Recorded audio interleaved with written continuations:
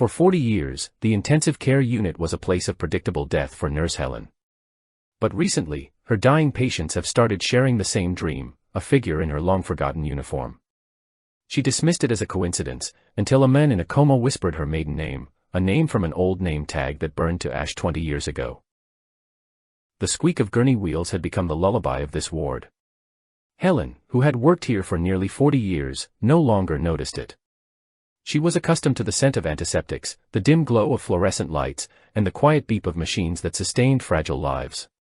The rhythm of the night shift was etched into her very bones, a predictable cadence of soft-soled shoes on polished linoleum, the rustle of charts, and the low hum of electricity that was the building's own steady heartbeat. This was her kingdom of quiet crises and silent battles, a place she understood completely. But in recent months, something new had appeared. Something she couldn't get used to. A subtle discord in the ward's familiar song. It wasn't a sound or a smell, but a story, a whisper passed from the edge of consciousness. It began with the patients admitted to the intensive care unit, those in their final hours or days. They started to see the same dream. One at first, then a second, then a fifth. A pattern stitched together from the fragmented murmurs of the dying, a final, shared vision that had no logical source or explanation. They described, with a rattling effort of their parched lips, a long, sterile hallway.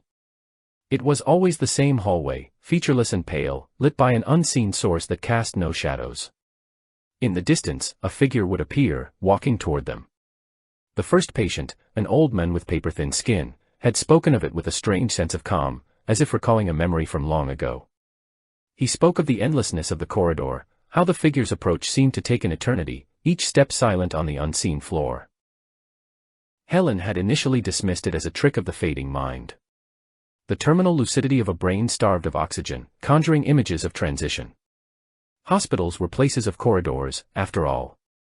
A nurse was a common archetype of care and passage. But then another patient, a woman who hadn't spoken a coherent word in 3 days, mentioned the same corridor.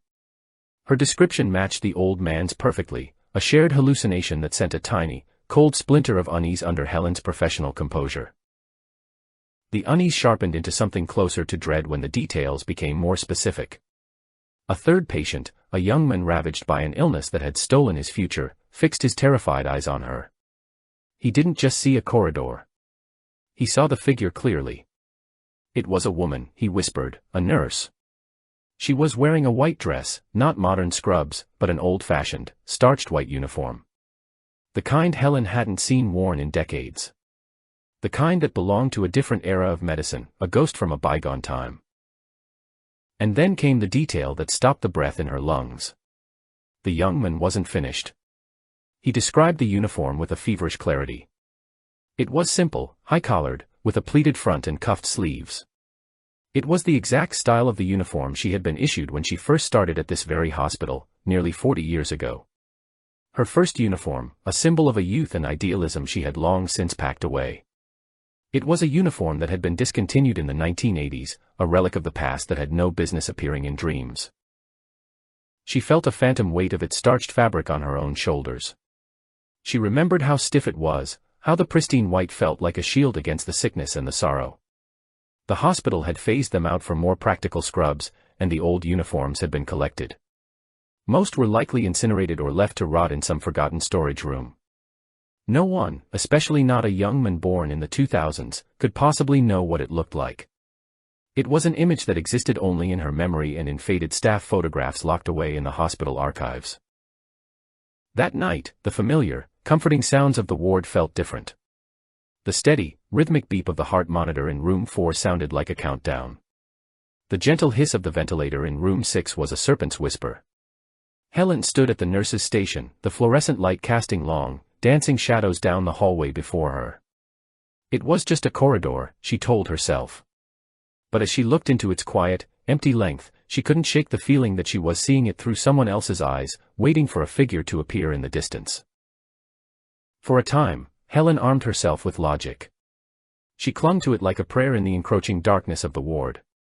The human mind, especially one at the precipice of its own end, was a suggestible and fragile thing. She reasoned that it was a form of professional deformation, a final, shared hallucination born of fear in the sterile environment. The hospital was the last reality these souls knew. Of course their dying thoughts would populate its hallways. A nurse, a figure of comfort and authority, was a natural guide for such a journey. It was textbook psychology, a footnote in a medical journal she might have read years ago. These rationalizations were her shield. During the day, under the unfiltered light of the sun, they felt solid and reassuring.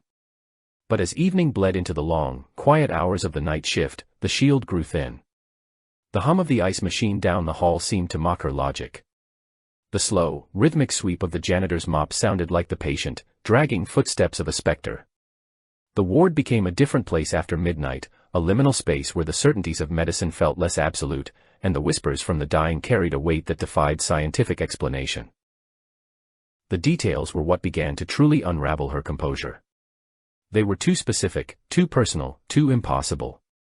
The first crack in her armor came from Mr. Abernathy in room 5, a retired history teacher with eyes clouded by cataracts and a body whittled down by cancer. He had been mostly non-responsive for 2 days, his breath shallow and intermittent. During her 2 a.m. rounds, as she was checking the drip of his his thin, dry hand shot out and clamped around her wrist with surprising strength. His grip was like bird talons, cold and insistent, pulling her closer. His voice was a rustle of dry leaves. He wasn't looking at her, but through her, his gaze fixed on some point in the middle distance of the darkened room. "She's coming down the hall," he rasped, his breath smelling of decay. "I can see her name tag. It's pinned to her dress." Helen tried to gently pull her arm away, murmuring soothing words about it being just a dream. But he held fast, his eyes widening. "Prescott," he whispered, the name a puff of air. "Her name is Prescott." The grip on her wrist loosened, and his head fell back against the pillow, his brief surge of energy completely spent. Helen stood frozen, the single word echoing in the sterile silence of the room. Prescott. Her maiden name. A name she hadn't used or even thought of in nearly 40 years. A name that was buried under layers of marriage certificates, legal documents, and a lifetime of being Mrs. Miller. None of the current staff knew it. It wasn't on her employment file, not the active one anyway.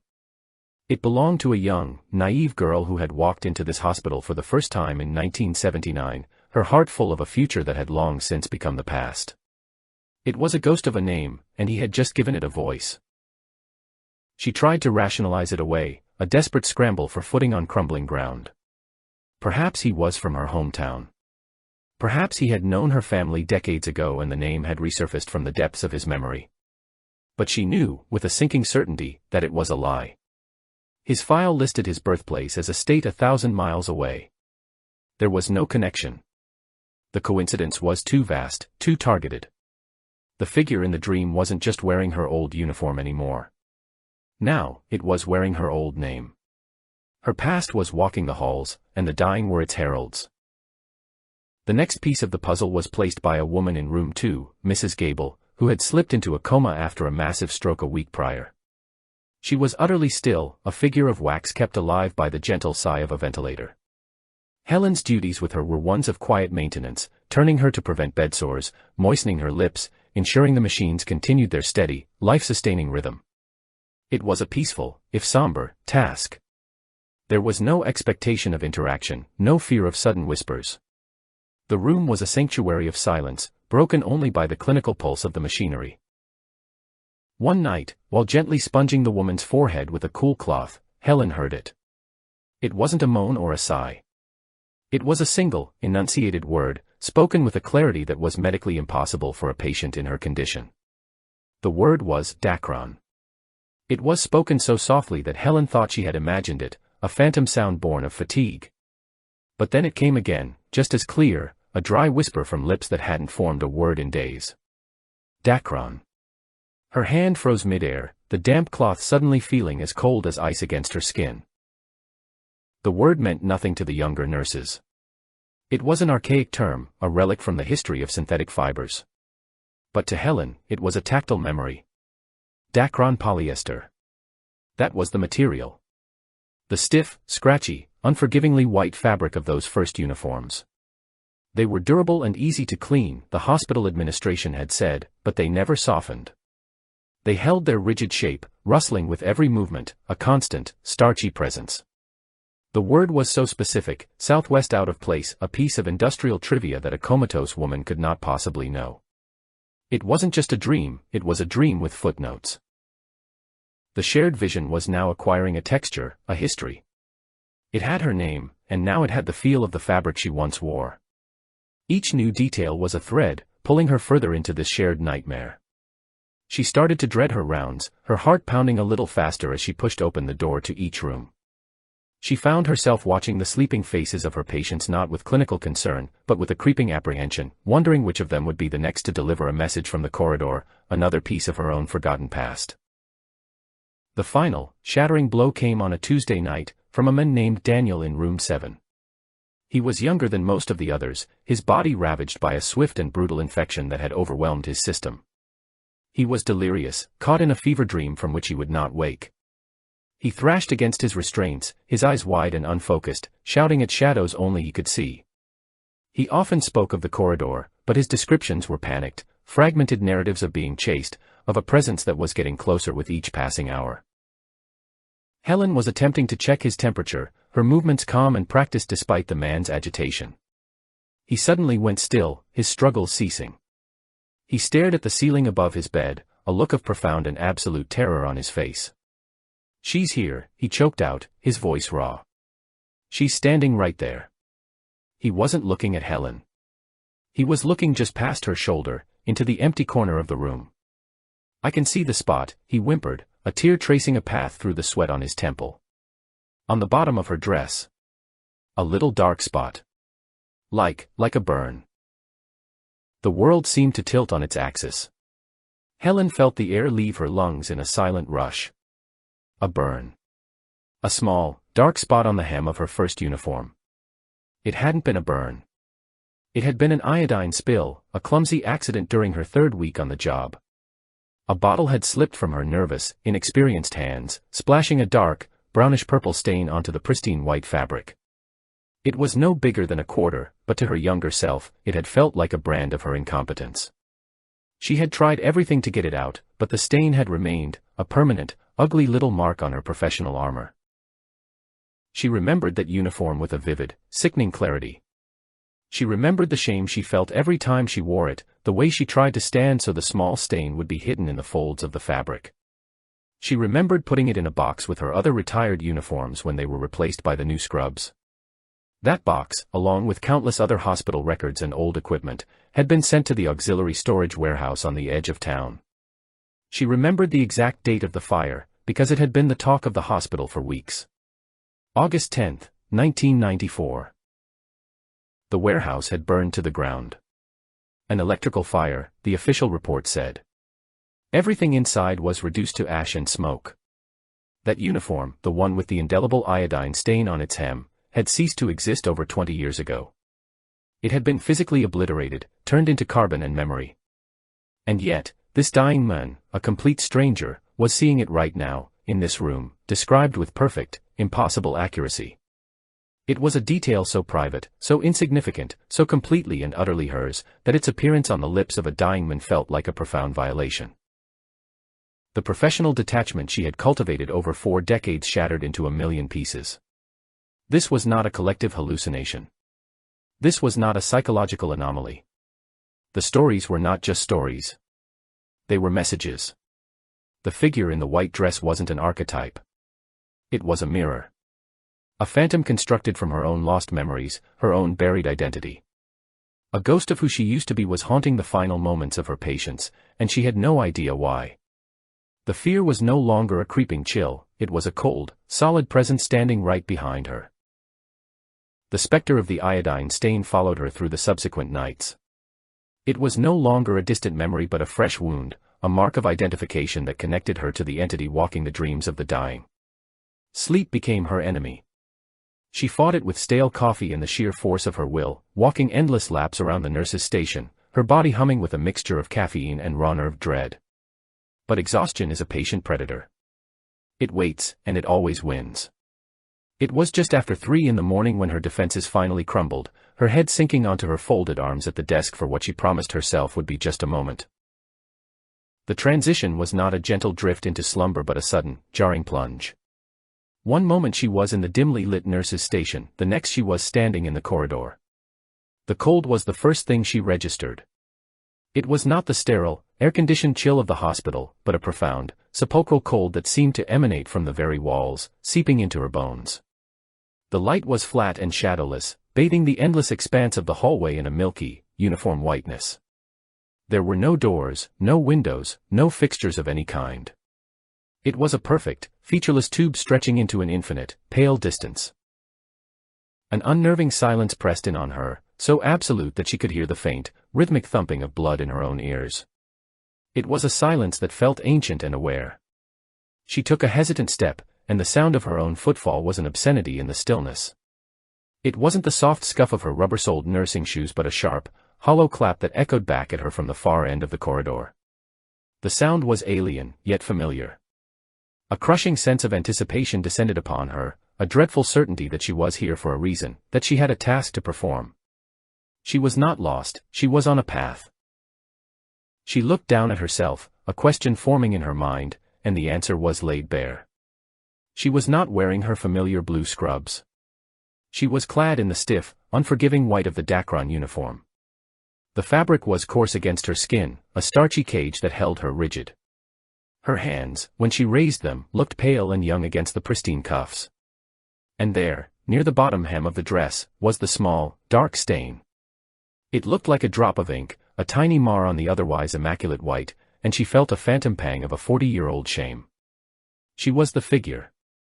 She was the one they saw. The knowledge did not bring panic, but a strange, terrifying sense of resignation. She began to walk. Her steps were measured, her pace steady, a slow and deliberate march toward an unseen destination. The hollow echo of her own progress was her only companion. She felt like a clockwork doll, wound up and set on her course, powerless to deviate. The anticipation grew with every step, a pressure building in her chest. She was not walking toward a patient's room. She was the harbinger. She was the one who walked the path just ahead of the end, a solitary guide in the final, sterile moments before the true silence fell. She was walking toward someone. The certainty of it was absolute. She didn't know who, but she could feel their presence at the far end of this impossible place, waiting for her. The thought was not comforting. It was a terrible burden, a duty she never asked for and could not comprehend. The corridor seemed to stretch as she walked, the far end never getting any closer. It was a purgatory of her own past, and she was doomed to walk it forever. It was this thought, the terrifying finality of it, that finally gave her the strength to fight, to scream. The sound had no voice, but it was enough to shatter the dream. She woke with a choked gasp, her body lurching upright in the chair. Her heart was a frantic drum against her ribs, and a cold sweat slicked her skin. The nurse's station was exactly as she had left it, steeped in the quiet hum of the early morning. The clock on the wall read 3:17. She had been gone for only a few minutes, but it felt as if she had been walking in that white corridor for an eternity. The dream clung to her like a shroud, its profound chill refusing to dissipate in the relative warmth of the ward. The echo of her footsteps still seemed to reverberate in her ears. Shakily, she stood up, her legs feeling unsteady beneath her. She had to move, to reaffirm her presence in the real world. A routine check of her patience. That was real. That was tangible. She grabbed her chart and stepped out into the main hallway of the intensive care unit. But the familiar comfort of her routine was gone. The silence that met her was different. It wasn't the peaceful quiet of sleeping patients, punctuated by the soft beeps and sighs of machinery. This was a taut, expectant silence. The air itself felt thin, stretched to a breaking point, as if the entire ward was holding its breath. She began her rounds, her soft-soled shoes making almost no sound on the polished floor. The usual symphony of the ward's machinery seemed muted, distant, as if coming from behind a thick wall of glass. Everything felt wrong. The shadows in the corners of the hall seemed deeper, darker. The faint green and red lights of the monitors in each room pulsed like malevolent eyes, watching her as she passed. The feeling of being observed was so intense that she had to stop and look over her shoulder, but the corridor behind her was empty, as it always was. As she passed room 2, the room where Mrs. Gable lay in her silent coma, she heard it. A faint sound, like the whisper of sand across paper. It was so soft she almost dismissed it as the rustle of a sheet or the sigh of a ventilator. She paused, her head tilted, straining to hear. The sound was gone.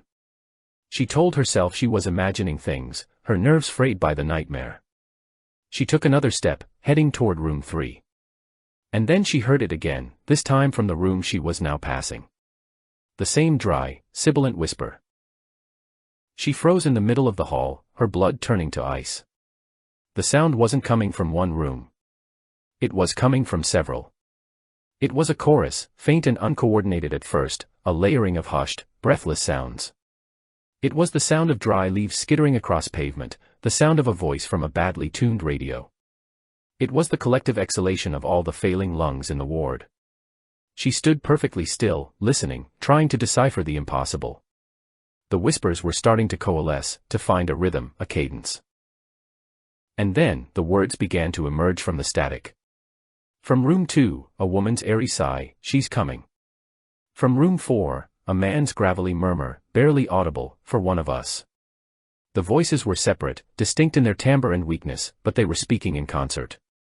Helen took an involuntary step back, her hand flying to her mouth to stifle a cry.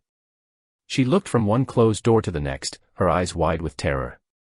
These patients were unconscious, sedated, isolated from one another. They could not be communicating. They could not be doing this.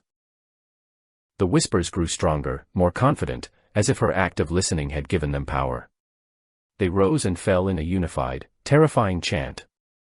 Now she could hear it clearly, the full phrase, repeated over and over from behind the closed doors, a litany of the damned spoken in a dozen dying voices. The words drilled into her soul, chilling her more than the dream corridor ever could. "She's coming for one of us tonight." The prophecy was no longer a fragmented report from the edge of the abyss. It was a declaration. And Helen, standing alone in the silent, watchful hallway, knew with a certainty that defied all reason that they were talking about her. That was enough. The chorus of whispers shattered the last vestiges of her professional denial. She turned and walked away, her movements stiff and automatic, a marionette whose strings had been pulled taut by terror. Back in the perceived safety of the nurse's station, she leaned against the door, the cool wood a poor anchor in the swirling chaos of her mind. The whispers had not been a hallucination. They were a consensus. A verdict delivered by the dying. She had been named, not as a caregiver, but as an omen. An appointment had been announced, and she was the guest of honor. The need to escape was a physical force, a pressure building in her chest that threatened to suffocate her.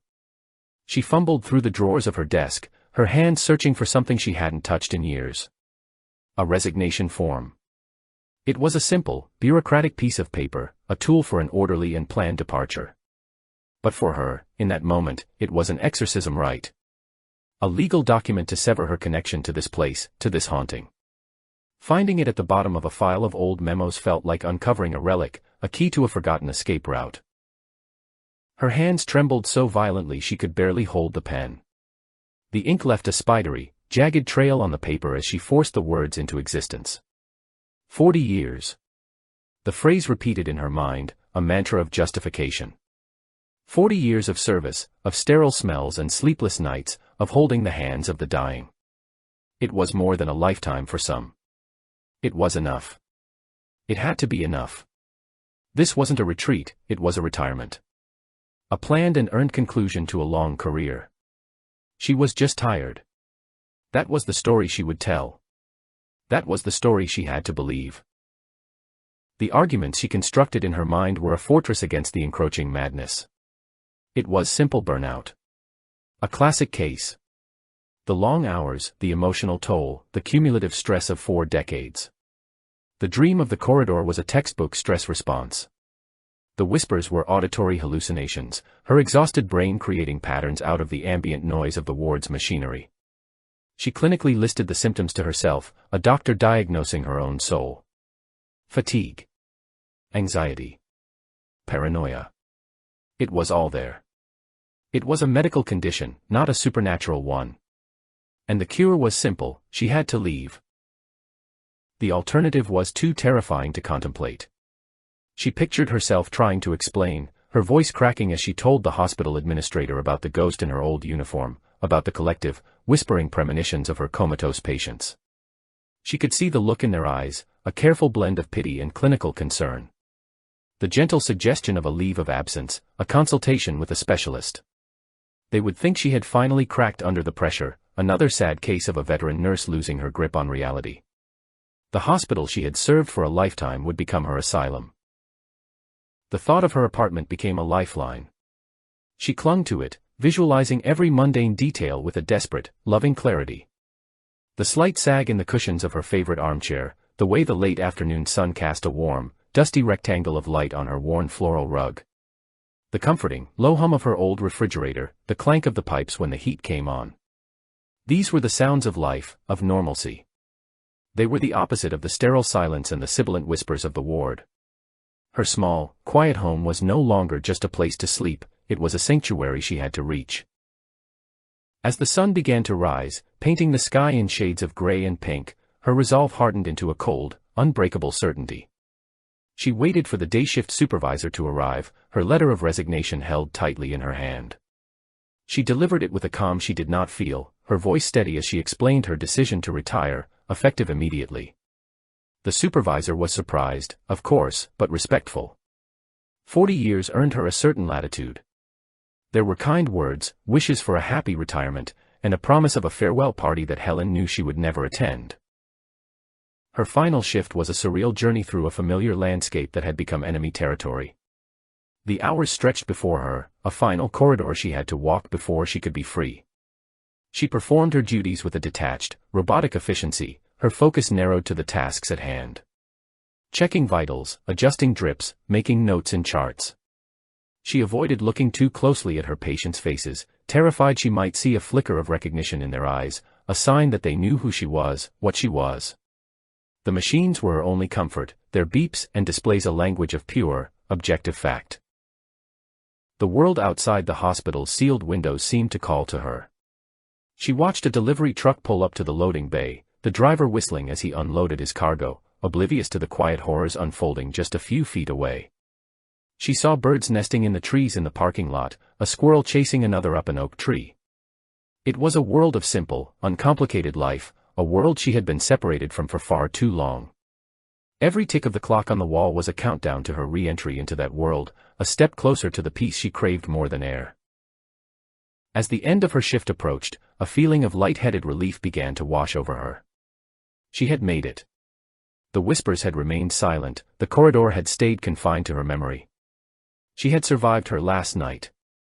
All that remained was the final ritual of severance, cleaning out her locker.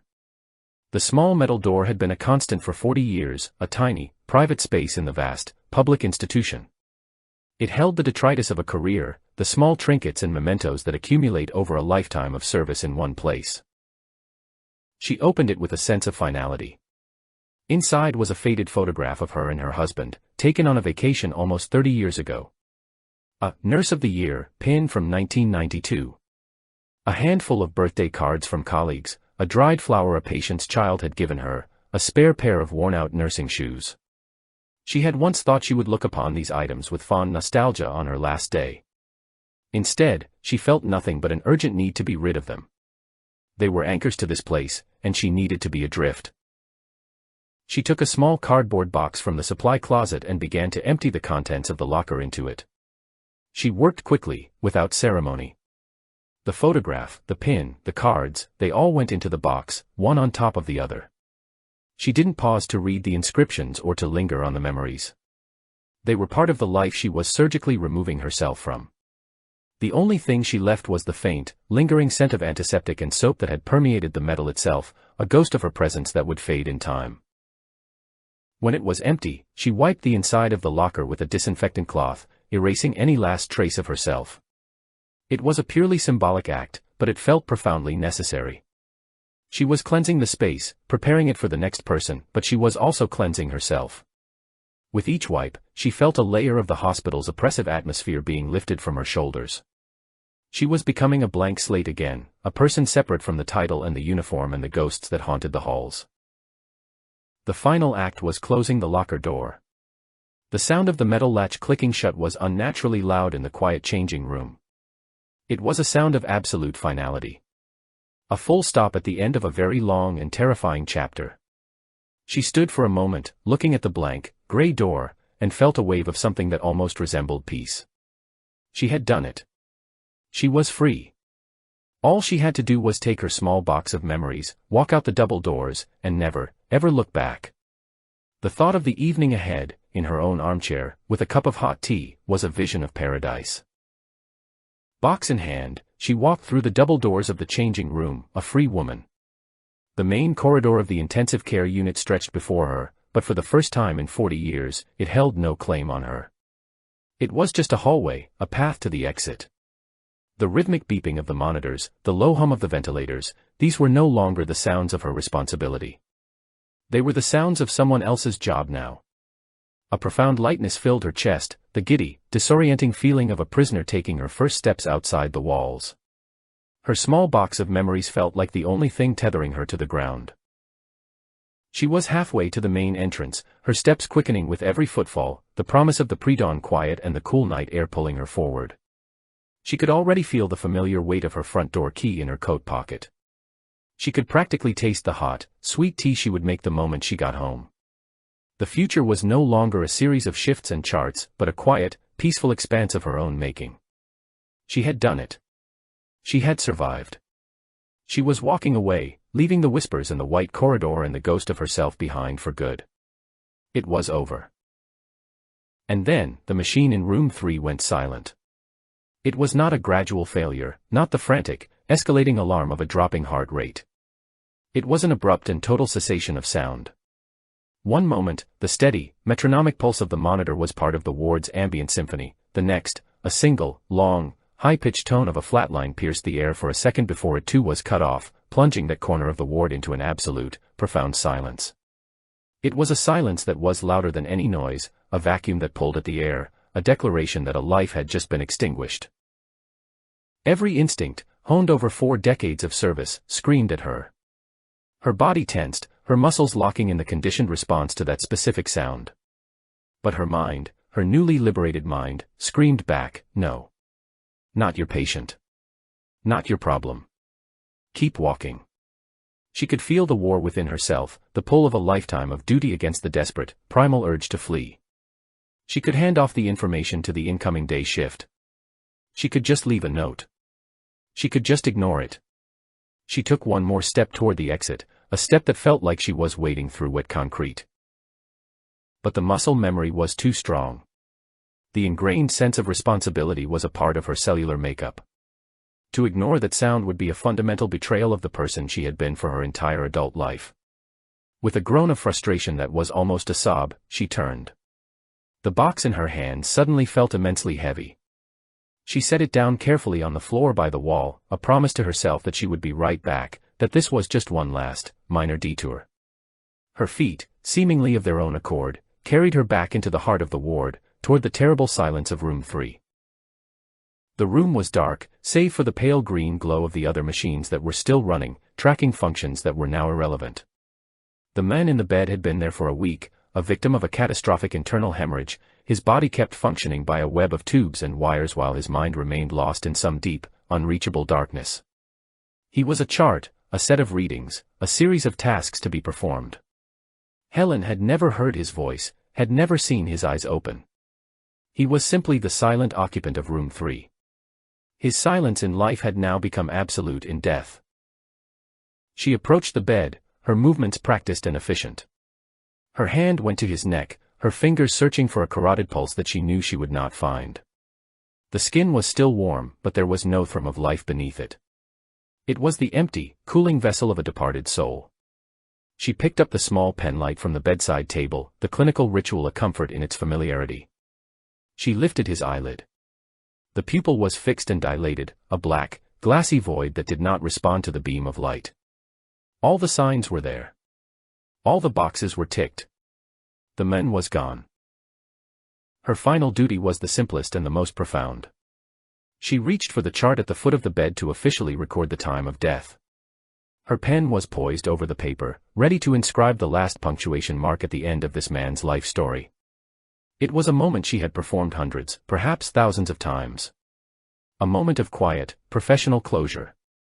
But as she was about to write, a flicker of movement in her peripheral vision made her pause. She looked back at the man's face, thinking it was just a trick of the low light, a post-mortem twitch of a facial nerve. But it was not. In the dim glow of the machinery, his other eyelid fluttered. And then, slowly, impossibly, it opened. Both eyes were now open, staring at the ceiling. They were vacant at first, milky and unfocused, the eyes of a man still caught between worlds. Helen stood frozen, the pen still in her hand, her breath caught in her throat. This was not supposed to happen. This was a violation of the fundamental rules of life and death that governed her world. It was a moment of terminal lucidity, she told herself, a final, reflexive firing of the synapses. A ghost in the machine of the body. Then, with a slowness that seemed to stretch time itself, the man's head turned on the pillow. The vacant eyes roamed the darkened room for a moment before they found her. They locked onto her, and in that instant, the fog within them burned away. The milky vacancy was replaced by a shocking, impossible clarity. It was a look of pure, lucid intelligence. A look of recognition. He was not just seeing a shape in the darkness. He was seeing her. And in the depths of his eyes, she saw not fear, not confusion, but a profound and gentle understanding that terrified her more than any scream. A weak, fragile smile touched his pale, dry lips. It was not a grimace of pain or a muscular spasm. It was a genuine expression. It was a smile of gratitude. It was the smile of someone who had been waiting for a long-expected and welcome guest. The sight of it sent a tremor of cold through Helen's entire body, a cold that had nothing to do with the temperature of the room. This was the cold of the dream corridor. This was the cold of a truth so terrible she had spent the last several weeks running from it. The smile was an answer to a question she had been too afraid to ask. And then he spoke. His voice was a dry, rasping whisper, the sound of vocal cords used for the first time in a week, but the word was perfectly, heartbreakingly clear. Helen. It was not Nurse Miller. It was not the formal, professional title that had been her identity for 40 years. It was her name. A name spoken with a soft, almost childlike intimacy. It was a name he could not possibly know. The sound of it, in that room, from those dying lips, shattered the last of her defenses. He knew her. The ghost was not just a reflection of her past, it was a part of her present, and this man could see it. He held her gaze for a beat, the grateful smile never leaving his face. His chest, which had been still, rose and fell in one last, shallow breath. As he exhaled, he whispered 3 more words, words that sealed her fate, words that turned the key in the lock of a prison she had not even realized she was in. The words were a soft, final release of air, a message of completion. Thank you. He breathed, his voice barely audible, for the transition. The last word was a sigh of profound relief. His eyes closed, the smile softened into a look of absolute peace, and his head settled back into the pillow. He was gone. Helen stood motionless in the echoing silence, the pen still clutched in her white-knuckled grip. The chart lay open, the space for the time of death still blank. The words hung in the air, shimmering like heat haze. Thank you for the transition. It was not a haunting. It was a service. The figure in the corridor, the ghost in her old uniform, was not a harbinger of death. It was the escort. And she, Helen, was its face, its conduit. Her retirement, her escape, her little box of memories waiting by the door, it was all a fantasy. She could no more retire from this than she could from breathing. She was not a nurse who saw ghosts. She was the ghost's emissary. The pen dropped from her fingers, clattering softly on the linoleum floor. The sound was small, insignificant, but in the profound silence of the room, it was a final, definitive punctuation mark. The world did not come rushing back in. The distant hum of the hospital, the soft beep of another patient's monitor down the hall, all of it remained muted, held at bay by a presence that had not departed with the man's last breath. Helen stood in the epicenter of a stillness that was not empty, but full. A waiting, watching stillness. She did not move to close the man's eyes or to mark the chart. The ritual was over. A new one was beginning. The transformation was not sudden, but a slow, inexorable bleed of one reality into another. The edges of the room began to soften and lose their definition. The metal frame of the bed, the plastic tubing of the 4 stand, the cool green glow of the machinery, they all seemed to dissolve like sugar in water, their forms wavering and then fading into a uniform, milky whiteness. The air grew cold, a deep, penetrating chill that had nothing to do with air conditioning. The floor beneath her feet felt different, harder, smoother. It was no longer the worn, scuffed tile of room 3. It was linoleum. Cold and real. She was standing in the corridor from her dream. But it was not a dream. There was no hazy, ephemeral quality to it. The featureless, off-white walls were solid, stretching into an infinite distance before her, bathed in that same flat, shadowless light. There was a weight to the air, a palpable pressure that made her feel more present, more real, than she had felt in years. The fear that had been her constant companion for weeks was gone, replaced by a vast, calm, and terrifying sense of purpose. This was not a place she was visiting. This was the place where she now belonged. She looked down at herself. The blue scrubs had vanished. She was wearing the dress. The stark, white Dacron uniform felt not stiff and foreign, but natural. It was a second skin, its weight familiar and correct. Her hands, when she held them up, were her own, but they seemed ageless, steady. And there, on the hem of the dress, was the small, dark stain of iodine, a permanent part of her identity, a sigil of her office. The shame it once invoked was gone. Now, it was simply a mark of who she was. The Helen who had packed a box of memories was a ghost. This figure was the reality. She took a step, and then another. The sound was different now. In her dream, her footsteps had been a loud, solitary echo. Here, they made no sound at all. Her soft-soled shoes were utterly silent on the linoleum. But the corridor was not quiet. Behind her, a new sound began to build. It started as a faint hiss, like the slow leak of air from a tire. It was the sound of a single, gentle exhalation, then another, then another. It was the sound of breathing. A soft, collective, rhythmic inhalation and exhalation that was growing in volume with every silent step she took. She did not need to turn around to know what was behind her. She could feel them. A presence, a weight of souls. It was not a menacing feeling, not the hot breath of a predator on her neck. It was a solemn, heavy presence, like the air in a packed cathedral during a moment of silent prayer. These were her charges. The man from room 3 was the first, the newest addition to the silent procession. But he was not alone. She could feel the presence of the others, the ones who had whispered her name and described her uniform. They were all here, lining up behind her, their long wait finally over. She felt the faint, spectral touch of Mr. Abernathy's bird-talon grip on her wrist. She heard the impossible, dry whisper of Mrs. Gable speaking the name of a forgotten fabric.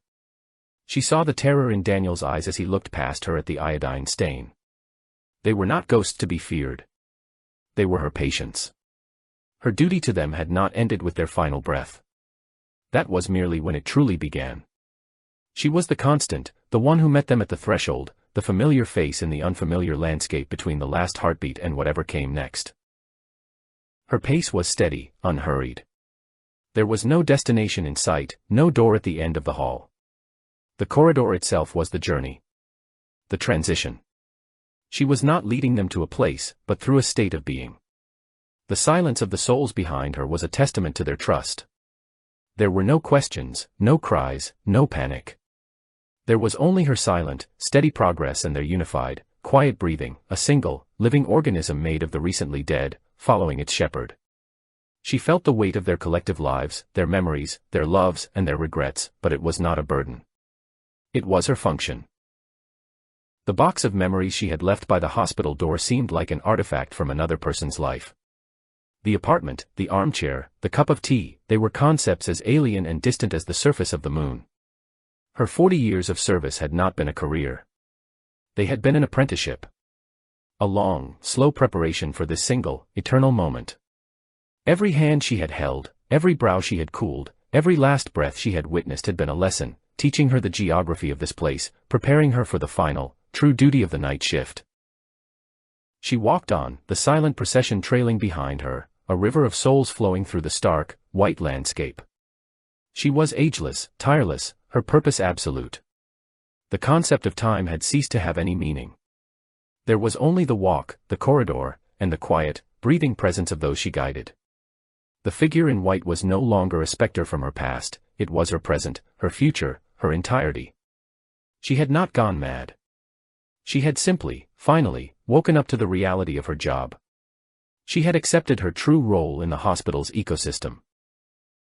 Then, the breathing behind her stopped. The entire corridor was plunged into a silence so profound it felt like the moment before creation. The white light seemed to dim slightly. The air grew thick, heavy with an ancient, knowing intelligence. A voice spoke. It did not come from in front of her or behind her.